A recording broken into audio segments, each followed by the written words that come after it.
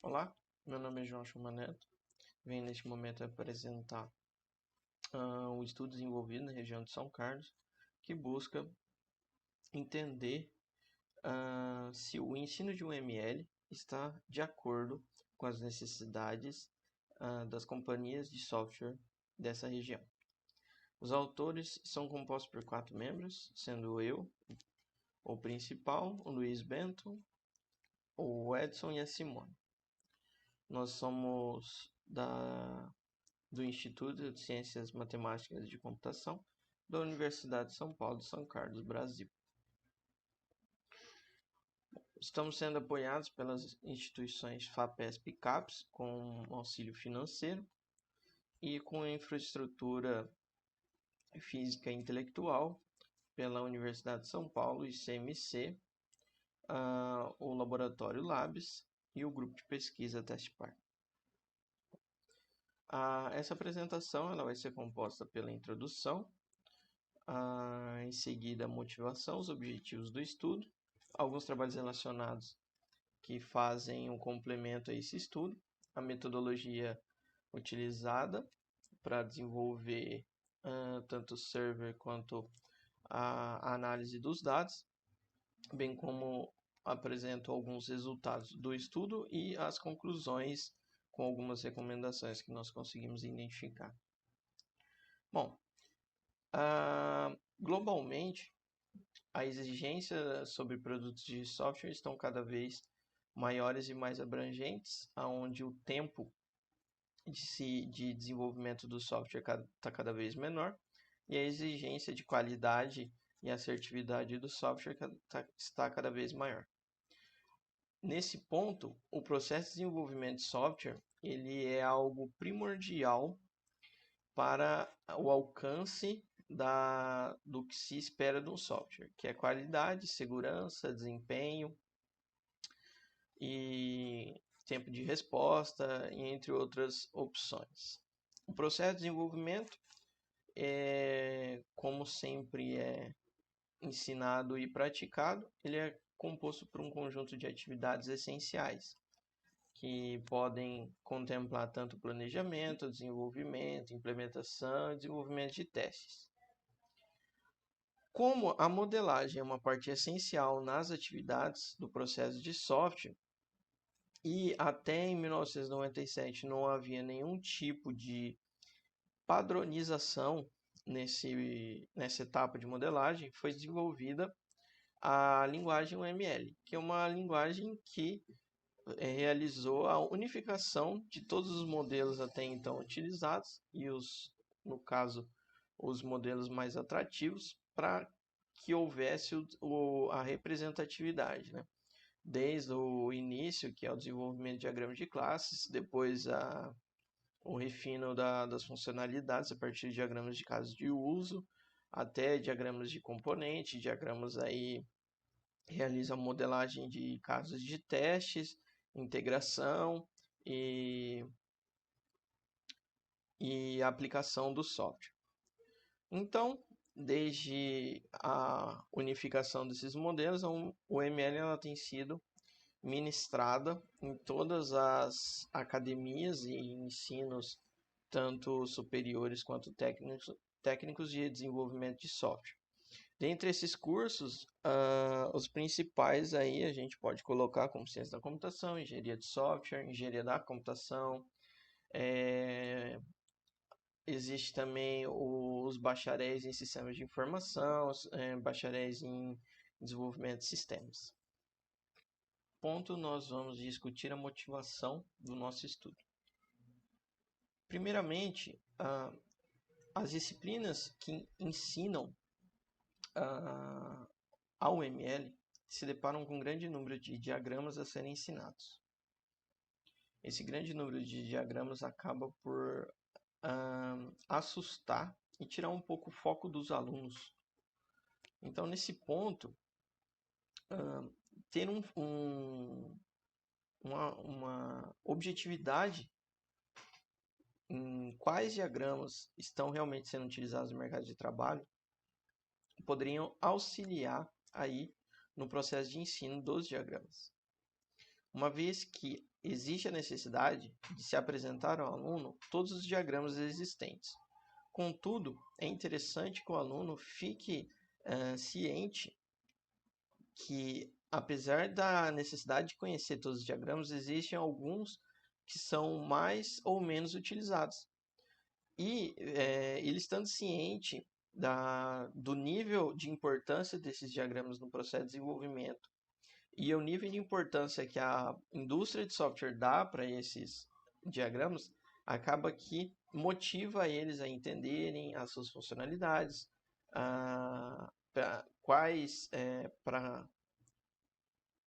cenários eles devem ser utilizados, de que forma eles podem ser utilizados no processo de software e também em outros processos aí dentro da própria empresa de software. De outro lado, a academia, estando ciente de quais diagramas UML a indústria de software realmente tem utilizado, acaba por direcionar o aluno e melhorar aí a perspectiva dele dentro da engenharia de software e do processo de desenvolvimento de software. Outro ponto de motivação é que, ao saber o que o cenário profissional tem utilizado, professores das disciplinas podem focar em determinadas ferramentas mais utilizadas, como essas ferramentas podem ser, assim, potencializar o aprendizado do aluno e assim tirar aí algumas medos e receios que o próprio aluno pode se deparar e construir barreiras durante o aprendizado. De outro modo, São Carlos, por ser aí um polo tecnológico, fica interessante ter um estudo que possa relacionar tanto o ensino de UML quanto a utilização no mercado de trabalho da UML, a ponto de favorecer as instituições de ensino, principalmente as três maiores aí de São Carlos, que se resumem em USP, o FISCAR e o Instituto Federal de São Carlos. Nesse ponto, nós vamos apresentar os objetivos do nosso estudo. O principal objetivo foi demonstrar se o ensino de UML está atendendo ou está direcionado ao que a indústria de software da região de São Carlos realmente precisa e exige. Bom, dentre os trabalhos relacionados, nós podemos organizar em dois âmbitos, o nacional e o internacional. Nacionalmente, em 2019, foi desenvolvido um estudo onde foi feita uma análise da percepção da UML dentro do meio acadêmico na Universidade Federal do Amazonas. Da mesma forma aí, regional, igual ao nosso estudo. E no âmbito internacional, em 2014 foi feito um estudo na Europa sobre o conhecimento da UML em profissionais de software na região europeia e, salvo enganos, foram pesquisados 17 países europeus. Em 2013 foi realizado um survey também na Europa com 50 empresas buscando entender o uso da UML no ambiente profissional. Dando seguimento, o nosso estudo foi desenvolvido se baseando na metodologia de coleta denominada Survey, onde nós desenvolvemos um catálogo de questões, tanto alternativas tanto objetivas quanto subjetivas, onde os entrevistados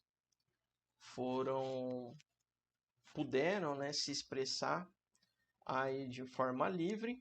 O survey foi desenvolvido totalmente de forma digital, onde nós utilizamos aí o Google Forms como ferramenta.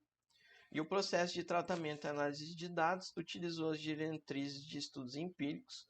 Aí eu posso citar trabalhos do Travassos, que foi aí o nosso trabalho que nos trouxe as diretrizes suficientes aí para poder fazer a análise. Eu vou destacar aqui alguns resultados. O estudo em si, ele aborda algumas outras especificações, mas eu acredito que seja mais interessante esse foco.